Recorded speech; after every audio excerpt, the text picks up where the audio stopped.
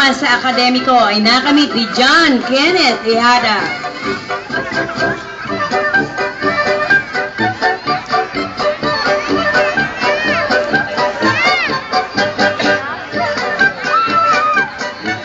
Oh, wala ba kayong mga kamay dyan?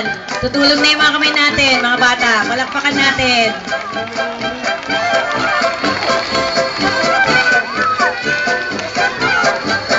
Sa mga nagkamit ng karangalan, congratulations. Ngayon dumako tayo sa mga katangi-tanging karangalan sa pag-uugali.